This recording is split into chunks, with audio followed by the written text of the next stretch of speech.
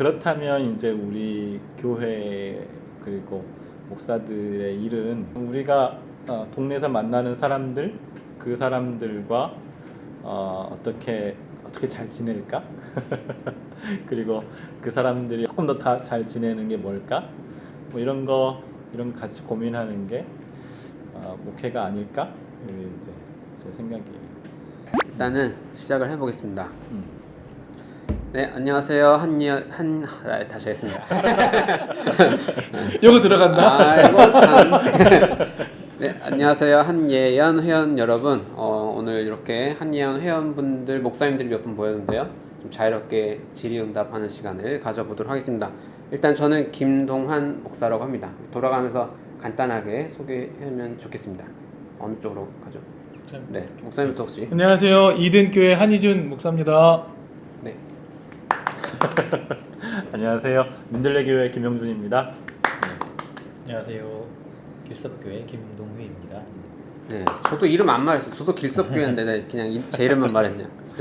그 영상에 길섭교회 대장 부대장. 뭐 대장 그런 거 없습니다. 그냥 같이 허우적거리고 있는 길석교회 목사님들이고 선배 목사님들께 좀 여러 가지 질문도 하고 하면 좋을 것 같아서 왔는데요.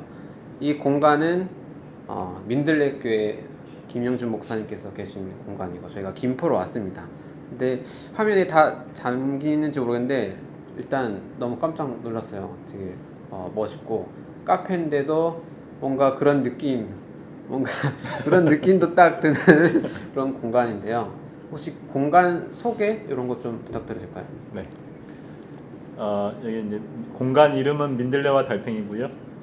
민들레와 달팽이는 민들레 교회 그리고 협동조합 달팽이 학교가 관리하고 운영하는 공간입니다. 또 여기 민들레와 달팽이는 책방이기도 하고요. 책방 인테리어가 된 공간입니다. 저희가 이제 2015년부터 민들레 교회가 예배를 드리기 시작했고요. 달팽이 학교는 민들레 교회가 했던 그간의 이제 사회선교 프로젝트 그 이름이었어요. 사회선교 프로젝트 이름이었는데 작년에 그 프로젝트를 이제 따로 독립시켜서 협동조합 달팽이 학교로 그래서 민들레 교회가 하는 사회선교 프로젝트를 작년부터는 협동조합 달팽이 학교가 하는 걸로 이제 전환을 했고요. 협동조합 달팽이 학교는 주로 이제 이주민, 난민 그리고 발달 장애인들을 만나서 놀고 밥 먹고 뭐 여행 가고 이게 이제 달팽이 학교의 활동 내용입니다. 네. 그러면 이제 세 가지가 다 있는 거예요? 그 민들레 교회랑 네. 달팽이 학교라는 사회 협동조합고 책방으로서 책방, 네. 목사님 혼자 다 하시고 그렇게 한 지가 세 가지를 한 지가 몇 년? 책방도 이제 재작년에 이제 사업자 등록이 된 건 재작년이고요. 그리고 협동조합은 작년 7월 7일, 네, 교회는 2011년 12월 25일에, 그러니까 10년 전에 민들레 교회가 시작이 됐고, 네. 처음에 교회로 하다가 네. 나중에 이제 이런저런 활동들을 같이. 그렇죠. 네. 일단 이게 좀 대단하신 것 같습니다. 저는 교회만으로도 수명이 줄어드는 것 같은데. 열심히 하는 사람, 열심히 안 하는 사람. 아니죠. 그렇죠. 다양하게 하는 목사님도 조금 많이 못 봐가지고 저는 약간 그런 게 좀 궁금한 게 있는데 혹시 목사님 궁금한 것 있으십니까? 그 협동조합은 교인들이 중심이 되어서 시작을 하신 건가요? 아니면 외국에서 좀? 교인도 우리 교회 식구들도 같이 있고요. 교회 밖에 이제 카톨릭 교회 다니시는 분도 계시고 다른 교회 계신 분도 계시고 또 뭐 신앙이랑 관계없이 계신 분도 계시고요. 근데 엄밀하게 협동조합이라고 볼 수는 없어요. 그러니까 협동조합은 행정적으로는 영리법인인데 저희가 하는 일은 그 영리 사업이 아니고 사실상 비영리 사업들이어서 우리끼리 붙인 이름은 비영리 협동조합. 보통은 이제 그 사회적 협동조합이라고 이름을 부르긴 하는데, 사회적 협동조합도 사실은 그 영리 활동을 해내야 되잖아요. 근데 뭐 우리가 이제 그런 역량이 되지 않아서 우리는 비영리 협동조합이다 라고 이제 몇몇 분이 모여서 후원을 받기도 하고 교회 지원을 받기도 하고, 네, 그렇게 모이고 있어요. 활동을 어떤 걸 하는지. 지금은 이제 발달 장애인들 이 테이블에서 발달 장애인들 자조 모임이에요. 그러니까 우리 자조 모임이라고 할 때 이제 얼른 제일 먼저 떠오르는 건 과거에 이제 그 알코올 중독자들이 모여서 이제 자조 모임을 했던 게 이제 그 자조 모임의 어떤 역사 이렇게 보통 얘기하는데요. 발달 장애인 자조 모임의 이제 특징은 지적 장애인 그리고 자폐성 장애인이 자기 결정권을 행사하는 모임이에요. 그러니까 자기 결정권이라는 건 비장애인들한테 되게 익숙한 건데, 내가 오늘 뭐 먹고 싶은지 먹고 싶은 대로 먹고 가고 싶으면 가고, 이런 걸 이제 발달 장애인들은 하기가 어렵죠. 그러니까 집에서는 부모님이 결정해 주시고, 학교에서는 특수교사가 결정해 주시고, 복지관에서는 사회복지사가 결정해 주는 대로, 그러니까 그들을 위해서 가정과 학교와 시설이 이제 일을 하는데, 저희는 이제 발달 장애인을 위해서 일을 하는 게 아니고 발달 장애인이 하고 싶은 걸 물어봐요. 묻고 아주 사소한 것들이죠. 오늘 뭐 먹고 싶어요? 어디 가고 싶어요? 오늘 뭐 할까요? 뭐 이런 질문들을 던지면 그 답을 하는 대로 수행하는 그런 모임. 네. 그런 컨셉은 하는 기관들도 있고 뭐 그런 네. 거 아니면 목사님이 생각하셔서. 그러니까 이건 이제 제가 처음 생각한 건 아니고 이제 장애인들 당사자들의 오래된 고민이기도 하고요. 장애인들과 함께하는 활동가들의 이제 그 아주 오래된 뭐 고민, 뭐 철학, 이게 그 응축되어 있는 거죠. 별거 아닌 것 같지만. 그리고 이 발달 장애인 기본법이라는 게 그 우리나라도 있는데요.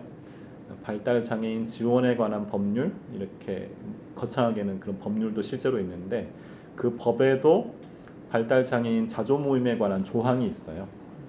그 조항이 만들어질 때 그 발달 장애인의 자기 결정권에 대한 고민이 그 법을 만들 때도 담겨 있기는 해요.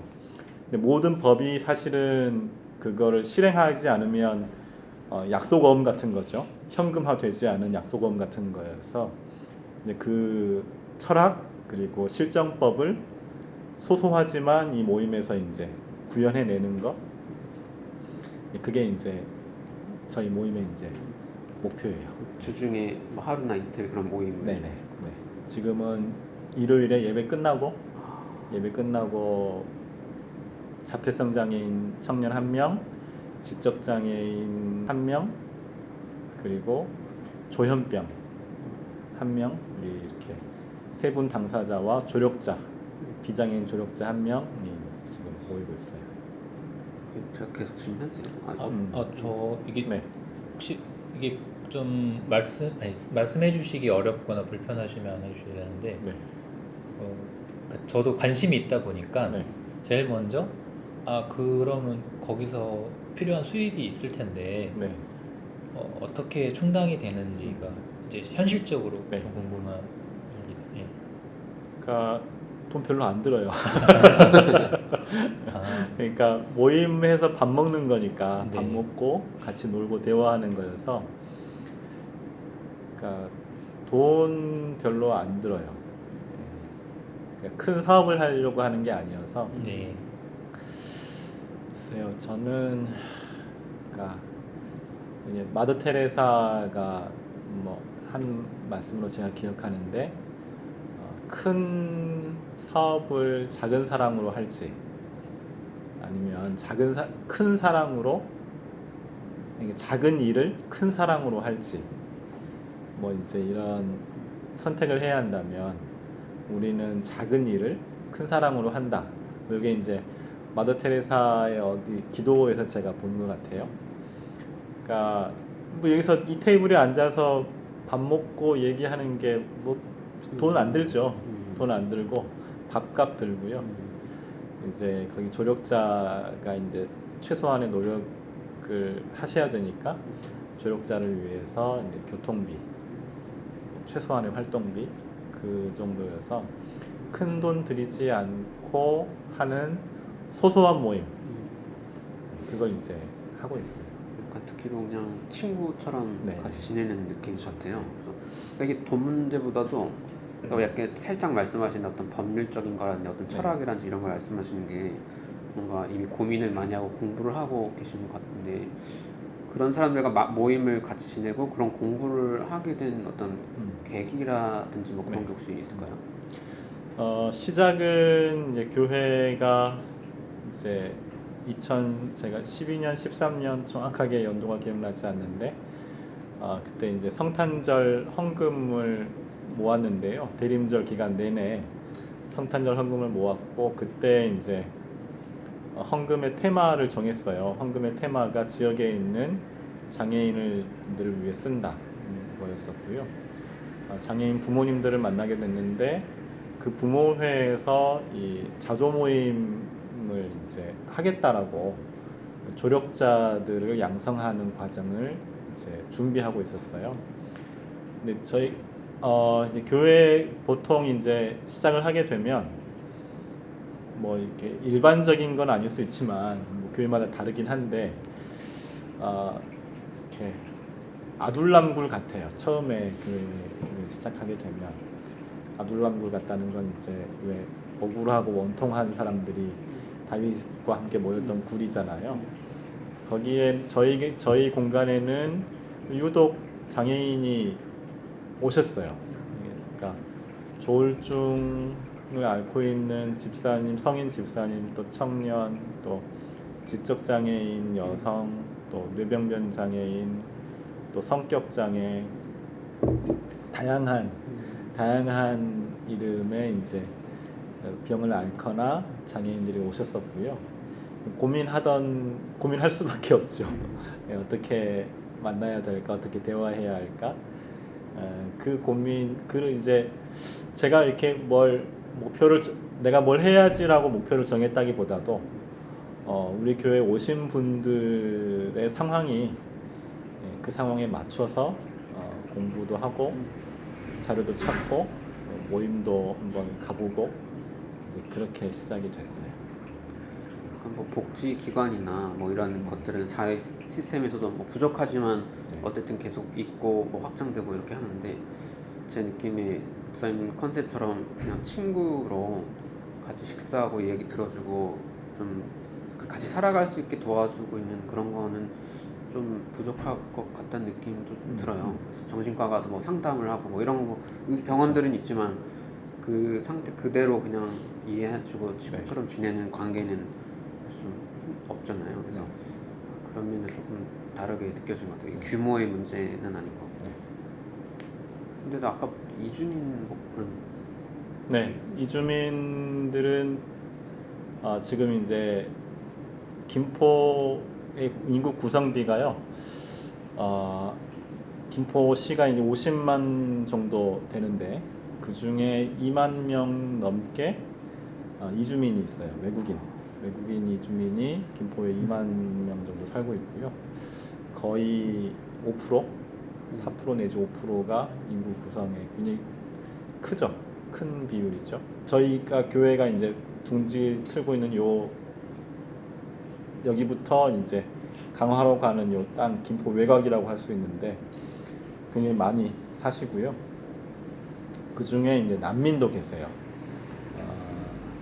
김포의 친 쪽 난민들이 제법 들어와 계시는데 그 중에 현재는 한 가정에 이제 청소년들을 학습 지원을 저희 교회 청년이 하고 있고요. 뭐 그 일도 마찬가지예요. 뭐 이렇게 공부를 이렇게 뭐 많이 가르쳐 준다기보다도 가서 이렇게 놀고, 네.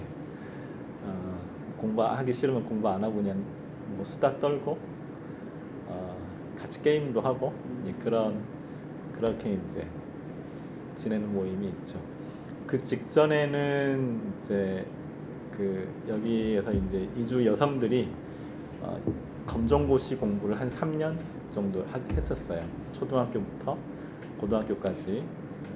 4분은 초등학교까지 합격하셨고 2분은 중학교, 그리고 1분이 고등학교까지 끝내 다 합격을 하셨어요. 그렇게 이제 이주 여성들과 공부하는 공간이기도 했고요. 그것도 뭐 저희가 하려고 했던 건 아니고 오셔서 검정고시 공부하고 싶다고 찾아오셨어서 하게 된 거죠. 김포는 왜 그런 이주민이나 이런 분들이 많은 게 뭐 그런 일할 공간들이 많아서 그런가요? 외국인 분들이 일할 공간들이. 그렇죠. 외국인 노동자들, 이주 노동자들이 김포의 비중이 큽니다. 많이 있습니다. 주로 미등록인가요? 그렇진 않아요. 지금은 뭐 비자가 굉장히 많이 안정이 돼 있어서 지금은 최대 제가 알기로 7년까지도 노동자로 있을 수 있거든요. 물론 이제 한번 본국에 갔다가 돌아오시긴 해야 되지만 요 통계는, 그러니까 2만 명 안에 들어가는 통계는 등록이죠. 미등록까지 하면 더 많겠죠. 책방은 어떠세요? 네. 책방은 인테리어고요. 네. 그리고 이제 제가 도매로 제가 보고 싶은 책을 싸게 볼 수 있고, 모임을 하는 공간이에요. 수요일에는 소개할 때 이제 말씀드렸던 조합원들이 주로 이제 모여서 공부하는데요. 지금은 장애 관련된 책을 매주 수요일마다 공부하고 있고요. 월 한 번은 페미니즘 3월부터 시작했는데 첫 번째 수요일에는 페미니즘 공부하고 장애학 공부하고 그런 모임이 이제 수요일에 있고, 이렇게 간헐적으로 열리는데 이제 제가 소설 좋아해요. 그래서 문학 속 성경, 또 어떻게 그림 찾아보고 좋아해서 그림 속 성경 이런 모임들 이제 간헐적으로 하고 있고요. 그럴 때 이제 같이 책을 읽을 때 참여하시는 분들이 이제 함께 책 주문하고 같이 읽고, 그렇게 책방은 제가 돌아가요. 안 읽는 책들을 주로 소설 네. 이렇게. 김영준 목사님이 네. 쓴 책이 있습니다. 그런가요? 네. 어떤 작가세요, 작가. 어떤 책이에요? 그림 속 어디서? 성경 이야기. 어디 있습니까, 책이고요. 목사님? 제가 찾아오겠습니다. 저기 있어요, 여기. 네. 네. 그림 속 네. 명화들이 말해주는 그림 속 성경 이야기네요. 이거 하면 나중에 홍보 좀 네. 해드려요.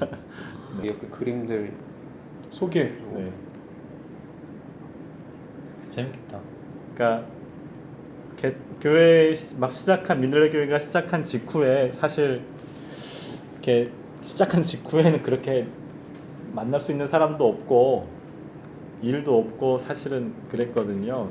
근데 서울 마포에 있는 청소년들 모이는 도서관에서 제 이제 대학 선배님이 그 도서관을 경영하시는데 그냥 와서 아무거나 재능 기부로 강의하라고 하셨어요. 제가 이제 목사니까 저는 뭐 성경 소개할 수 있겠죠. 근데 도서관에서 성경을 소개하는 게 뭐 하나 더 있어야 될 것 같아서 그때 이제 그림을 찾아봤어요. 그래서 한 달 동안 이제 그림 찾아서 공부하고 강의하고, 또 한 달 동안 혼자 공부하고 강의하고 뭐 이렇게 시작을 했었죠. 고흐, 뭐 렘브란트, 밀레, 뭐 미켈란젤로 이런 사람들.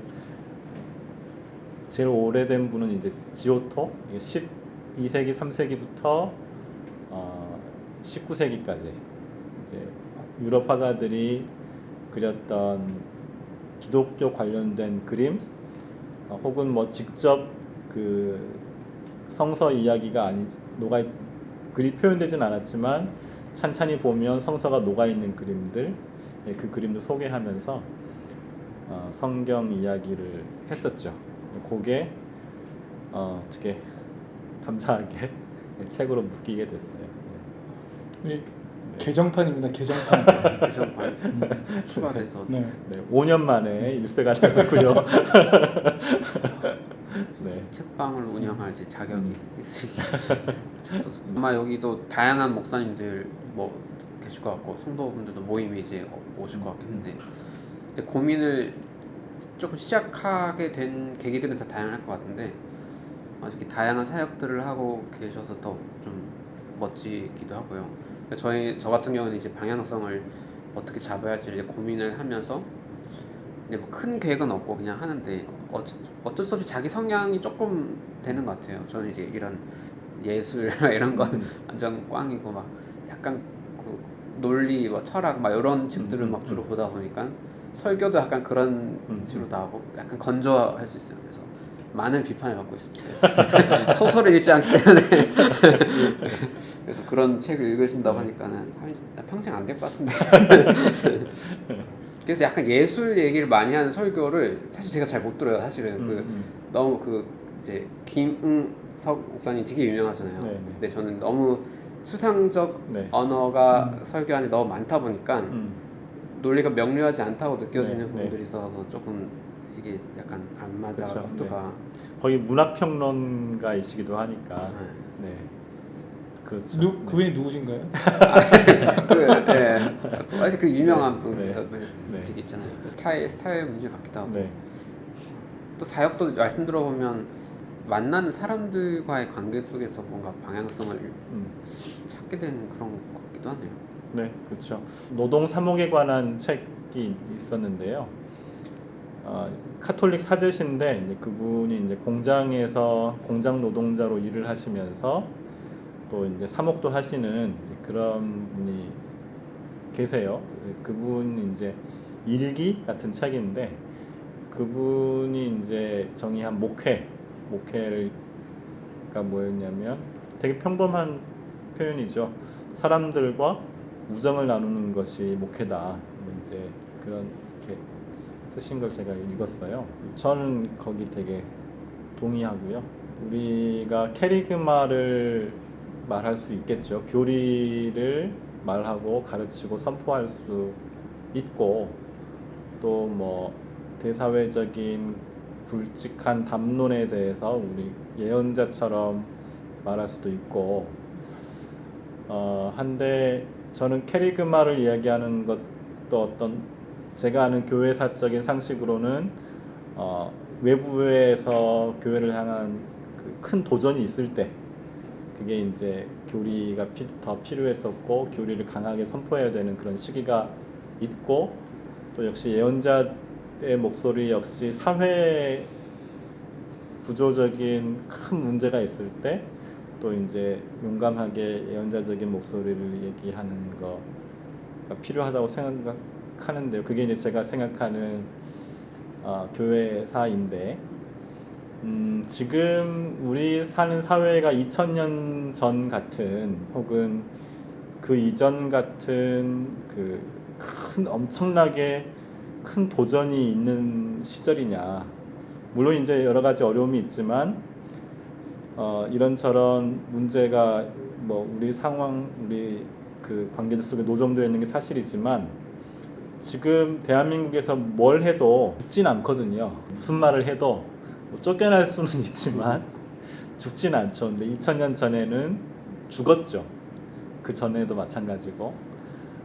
그렇다면 이제 우리 교회 그리고 목사들의 일은 이렇게 큰 것도 있겠지만 그런 굵직굵직한 것에 대한 대응도 있겠지만 그냥 우리가 동네에서 만나는 사람들 그 사람들과 어떻게 잘 지낼까? 그리고 그 사람들이 어떻게 조금 더 잘 지내는 게 뭘까? 뭐 이런 거 같이 고민하는 게 목회가 아닐까? 이제 제 생각이에요. 목사님은 캐리그마 스타일이잖아요. 저는 반 캐리그마 스타일. 캐리그마 하면 안 된다. 다른 왜냐면 장신대에서 설교나 네. 신학을 우리 일단 아니, 기본적으로 캐리그마- 캐리그마로 선포로 네. 배우기 네. 때문에 그가 아니라 네, 저는 캐리그마도 있다. 네네, 그렇죠. 캐리그마는 없다. 그러니까 보통 어떻게 보냐면 목사는 선포하는 자, 네, 성도는 선포 당하는 자. 약간 주의식으로 당해야 약간 그 마인드가 네. 저 아니에요. 그거. 아니 목사는 아니어도 제가 같이 신학교를 다닌 사람들은 네, 네. 약간 마인드가 다 이런 게 있어서 그렇죠. 네. 여기에 퀘스천 마크를 달 때 사실 소통이 저도 잘 안 돼요. 네. 제가 문제 제기를 하는 건 선포를 멋지게 했어. 너무 좋아. 그러면 음. 설교 끝난 다음에 너 어떻게 하는지 보자 하는데 음. 갑자기 설교 끝나면 엄청 겸손해지는 거야. 얌전해지고 그림자처럼 살다가 딱 그 설교 네. 시간 30분에 갑자기 네네. 선포자로서 막 하니까 이걸 한 10년 보고 나니까 이제 음. 약간 그 피로감이 조금 많이 와가지고 네. 이거는 이제 저도 이제 공부를 통해서 바뀌었다기보다는 10년간 목사들을 관찰한 결과로는 피로도 설교는 좀 선포적으로 하지 말고 다양하게 한 다음에 그럼 네가 실천으로 뭘 좀 선포적인 실천을 해봐라. 약간 이제 그렇게 바뀌게 되는 것 같고 네. 제 생각에 이게 성도들에게도 이런 피로감들이 있지 않을까. 네. 말로만 던지는 그런 그쵸. 설교 그런 네. 거에 대해서. 그래서 아까 우정에 관한 이야기를 할 때 저도 약간 비슷한 문제의식이 있었다 보니까 우정이 되려면 선포하는 자와 선포 당하는 자의 관계가 아니라 네. 같은 친구로서 동등하게 되려면 설교가 어떻게 바뀌어야 될까를 되게 고민하게 되거든요. 그렇지 않고 예를 들어서 우리 각 교회 중에 교인이 한 분 여기 앉았으면 아마 목사님 4명이 앉아 있으면 나이랑 상관없이 분위기 때문에 아마 편하게 있기 어려울 수 있단 말이에요. 그러면 이미 우정이라는 게 쉽지가 네. 않은 거예요. 그 분위기를 누가 주도했고 누가 만들었냐 이거가 좀 생각해야 할 주제 같아요. 그 목사님 어떻게 생각하십니까? 목사님도 청년들과 아마 그런 관계성에 대한 고민을 많이 하시고 있을 것 같은데. 저희 교회 청년들한테 야 우리 별명으로 불러보자 서로를. 나를 목사라고 부르지 말고 별명으로 불러보자 라고 제안을 했어요. 별명이 뭐예요? 그러니까 그걸 이제 각자 정하는 거죠. 서로 어떻게 부를지를 네. 칭을 정해보자. 어떻게 부를지를 매우 어려워하더라고요. 그냥 목사님은 목사님으로 계세요라고 되는 분위기였어요. 근데 저는 동한 목사님 말씀하신 거에 동의가 되는데 우리가 우정을 나누려면 친구가 되려면 이 눈에 보이지 않게 결정된 이 권위를 내려놓고 받아들이고 요 작업을 해야 되잖아요. 저는 그거를 이제 별명을 부르는 과정으로 시도해 보려고 했던 거잖아요. 안 되더라고요. 그 얘기는 뭐였냐면 기존에 교회 생태계에서 성장을 했든 또는 교회 셋업이 되어 있는 교회에 출석을 했든 그 조직이 갖고 있던 문화가 그대로 이제 받아들임으로 출발을 해야 되잖아요. 그러니까 목사는 목사의 자리, 성도는 성도의 자리, 뭐 이런 식의 이런 게 셋업이 되어 버린 거죠. 근데 결국에는 이거를 깨버리지 않고서는 서로 평등하게 되는 작업은 어렵겠다라는 생각을 좀 많이 갖고 있어요. 그래서 저는 기존 교회에 대해 매우 부정적으로 생각하는 사람이거든요, 현재는. 그러니까 우리가 갖고 있는 이 포맷을 변화시키지 않는 이상, 아예 새롭게 디자인하지 않는 이상 친구가 되는 건 어렵겠다라는 생각이 듭니다. 그런데 친구가 되고 싶어요. 그래서 결론은 기존의 교회의 틀을 완벽하게 벗어나는 작업을 하지 않으면 안 되겠다라는 생각까지 가게 된 거죠. 그러니까 저는 우정이라는 차원에서의 목회는 매우 중요하다고 생각이 저도 동의가 되거든요. 우리가 우정을 나누려면 가까이 살아야 되고요. 자주 만나야 되고요. 우리가 살고 있는 삶의 자리에서 발생하는 일들을 서로 나눌 수 있는 거리도 가까워야 되고 시간도 많이 나눠야 되잖아요. 그런데 지금과 같이 이념과 생각에 따라서 여기저기서 모여들어서 교회를 다녀야 되고 만나야만 된다면 사실 우정을 나누기는 매우 어렵다는 생각이 계속 들어요. 그래서 장소 그리고 우리가 어디에 우리의 삶의 뿌리를 내리고 어디서 함께 살아갈까를 결정하는 건 이 시대에 매우 중요하지만 매우 어렵다는 생각을 늘 하게 되죠. 그래서 목사님들이 친구를 만들기가 좀 어려운 것 같아요. 저도 그러니까 교회로 이제 새로 오는 사람들과 이제 친구 관계를 되고자 굉장히 노력하고 있고 친구 목사님들 보면 이제 아직 그런 교회를 개척하거나 이러지 않은 경우에는 파트로 이제 그 어떤 부서를 담당하잖아요.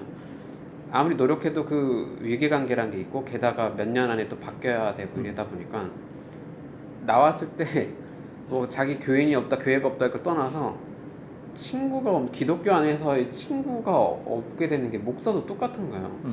이건 뭔가 이상한데 이게 약간 그렇게 평생 열심히 신학 공부하고 기독교를 위해 노력하고 했는데 정작 내 친구가 없다는 게 그 뭔가 이상한 거 아니야? 약간 이런 질문이 좀 있어요. 공간하고도 저는 관계가 있지 않나 싶고요. 그 공간이라는 건 그러니까 우리가 예배당에서 목사들이 사람들을 만날 때 직사각형 공간에서 약간 높은 단상에서 긴 의자에 앉아 있는 직사각형 대열을 따라서 긴 의자를 따라서 쭉 앉아 있는 그러니까 일대 다수로 만나는 공간, 그 공간에서 이제 우정이 맺어지기에는 네. 뭔가 교장 선생님이랑 학생이 네. 우정하기가 어려운 느낌이 뭔가 그리고 저는 옷도 그렇지 않을까. 그러니까 사제들인 것처럼 이렇게 특별한 옷을 입을 수 있는 사람과 그 옷을 입을 수 없는 사람, 물론 성가대가 성가대복을 입긴 하는데 그러니까 목사들이 입는 가운이 따로 있잖아요.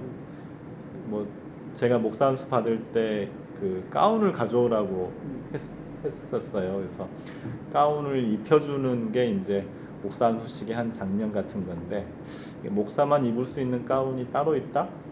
이런 것도 되게 상징적이지만 그런 복식 그리고 어떤 예배당의 공간의 모양 이런 것도 좀 고민할 때가 되지 않았나? 네, 그런 생각해요. 그런 거를 이제 탈피하면서 근데 우리가 친구가 될 때는 또 최소한 합의된 정도 안에서 어떤 매너들이 또 필요한데 이게 또 권위를 깨자고 하는데 이제 또 너무 비난만 하고 막 깔보거나 이런 좀 어려운 것 같아요. 그 이제 기독교 안에서도 좀 진보적인 분들도 있고 막 다양한 분들이 있는데 워낙 깨지는 모임을 저도 많이 봐가지고 사실 이 한예언을 하기 전에는 연대에 대한 생각을 하지 않았었어요. 그냥 교회도 교단 아니면 그냥 내 교회만 하지 그런 생각 드는 이유는 조금 공부를 하고 새로운 생각을 한다는 사람들이 목사들 대부분이죠. 그러니까 공격을 위한 공격의 뭐 그런 투사 같은 느낌이 너무 세가지고 좀 친구가 되긴 좀 어렵겠네. 약간 그런 생각이 좀 들어서 새로운 생각하는 사람들을 이렇게 공격적이 해야 되지? 그 질문이 좀 있었죠. 네. 제가 네. 김영진 목사님을 좋아합니다. 좋아하는 이유는 뭐냐면 이제 제가 무식하다고 비난하지 않기 때문인 거죠. 저는 매우 갖고 있는 신학적 지식도 부족하고 인문학적 지식도 부족하지만 목사님은 뭐 그런 것 뭐 이렇게 비난하거나 뭐라 하지 않으시는 분이잖아요. 제가 그러니까 왜 비난을 자유롭게 대화할 수 있거든요. 저도 비난 안 하지 않습니다. 제가 더 그러니까 결국에 사실은 목사도 서로 친구가 되려면 우리가 갖고 있는 밑바닥 생각부터 후루룩 나눌 수 있는 그런 대화의 장도 필요하고 그런 시간도 필요하잖아요. 그리고 나를 있는 그대로 내보일 수 있는 용기도 사실 필요한 부분이 있고요. 그런데 그걸 철저히 감추고 또는 최소한 어느 정도는 감추고 만나야 되는 나면 우리 다 느끼잖아요. 친구 되기 힘들겠다 이렇게 느껴지거든요. 근데 그냥 있는 모습을 그대로 보여주는 분들을 만나면 사실은 친구가 되기 훨씬 쉬워지죠. 저는 그런 관계가 좋은 것 같아요. 한예원도 어쩌면 그런 관계가 되지 않을까 싶어요. 내가 알고 있는 걸 너한테 전달해 줄게. 너 이거 몰랐지? 넌 배워서 여기까지 올라와야 돼 라는 그런 의식이 좀 강하다면 사실은 연대는 쉽지 않다. 그런 분들은 안 왔으면 좋겠어요. 근데 좀 공부하고 똑똑하다고 생각하고 공격을 위한 그런 걸 하시는 분들은 다른 모임을 찾아보시면 좋지 않을까. 그래서 어차피 오래 못 갈 것 같아가지고 그런 분들은. 그래도 좀 포용하려고. 좀 아, 우리 당연히 포용하려고 하죠. 애써보지. 그분이 못 견딜 걸. 네. 네, 그런 사실 저 고정관념이 좀 있었다가 그렇지 않은 분들도 있다는 걸 이제 여러 목사님들 만나고 모임하면서 느끼게 되고 그래서 그러면은 좀 작더라도 어떤 그런 연대라는 이름으로 뭔가를 할 수 있지 않을까 그런 생각을 하게 되는 것 같아요.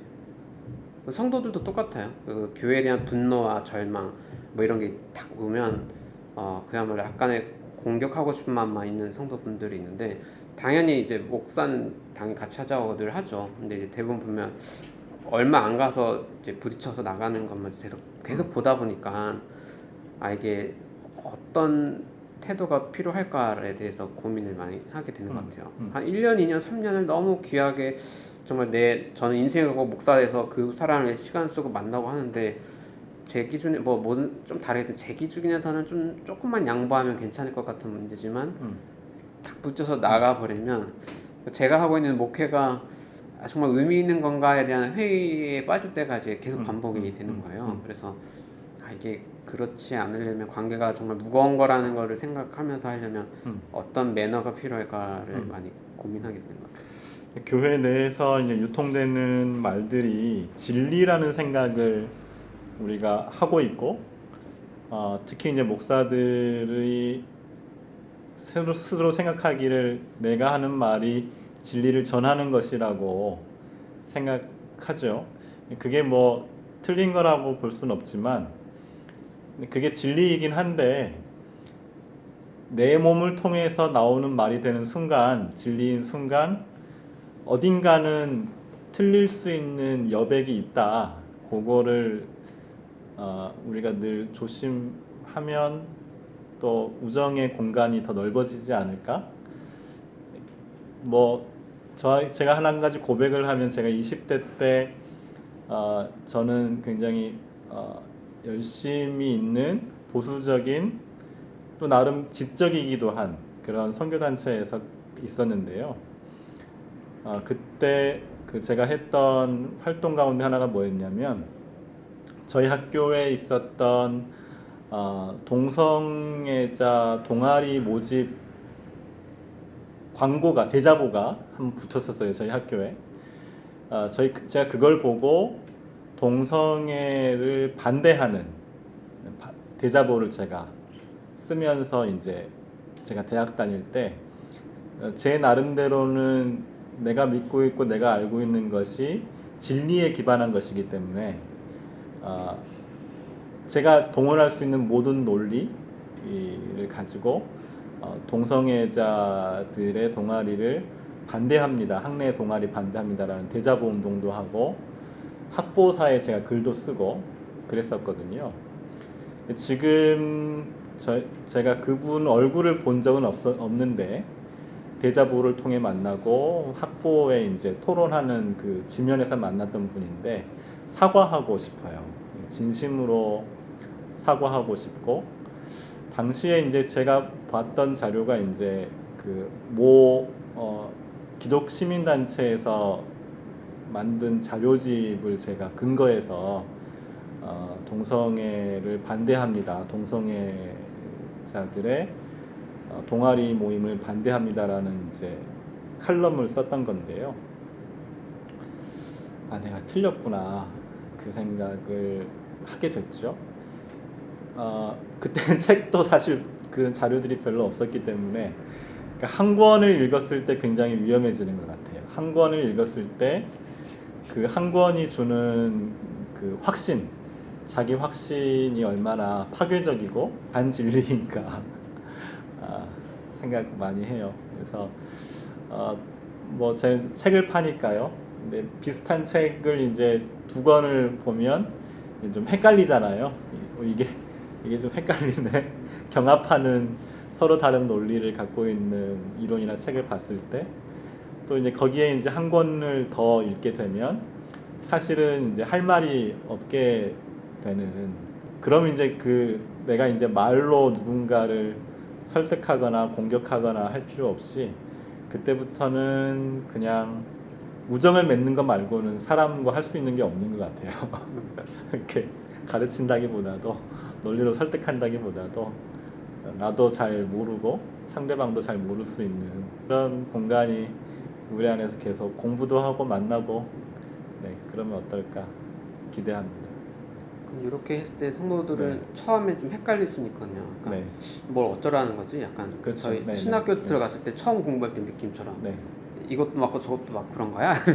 근데 이제 목사님처럼 뭔가 어떤 활동들이 있으면 아 목사님은 그 중에서 이런 해석을 선택해서 이런 실천을 하고 있구나라는 거 하면 자기의 해석이 되게 진중하다는 거를 이제 알게 되는 거거든요. 그러면 성도들도 똑같이 할 필요는 없는데 그 여러 옵션 중에 하나를 선택해서 책임감 있게 자기 삶을 정렬시키는 그 과정을 다양하게 그냥 만들어서 공유를 하면 되는데 또 어째 부작용으로는 아무런 활동 없이 그냥 야 너도 맞아 약간 이렇게만 하는 경우도 좀 네. 있어서 이런 고민도 좀 네. 있어요.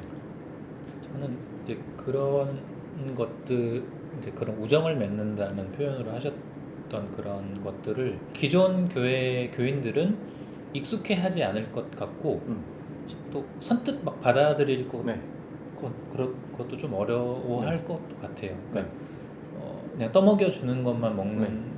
게 더 편할 수도 있고 더 좋을 수도 있을 것 같고 뭐 그것의 1차적인 원인은 저는 뭐 목회자들, 목사들에게 있었다고 뭐 보긴 하지만 그래서 그거를 좀 자연스럽게 너무 이제 위계적으로 했던 방식을 우정을 나누는 방식으로 바꾸는 과정들이 섬세하게 좀 잘 필요할 것 같지 않나.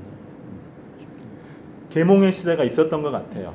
계몽의 시대가 분명히 한국 교회도 있었고, 그러니까 말씀하신 것처럼 그 누군가가 어떤 권위를 가지고 해석할 수 있는 권한을 가지고 유일한 권한을 가지고 떠먹여 주어야 하는 그런 계몽의 시대가 일정 부분 있었던 것 같고요.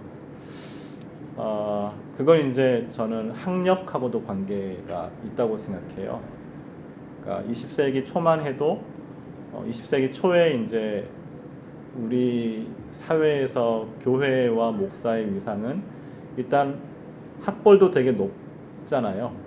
높았는데 지금은 굉장히 많은 사람들이 대학을 경험하고 있고 책을 읽고 문자를 해독할 수 있는 능력이 전보다 훨씬 더 좋아진 마당에 어떤 특별한 권위자가 해석할 권한을 독점한다?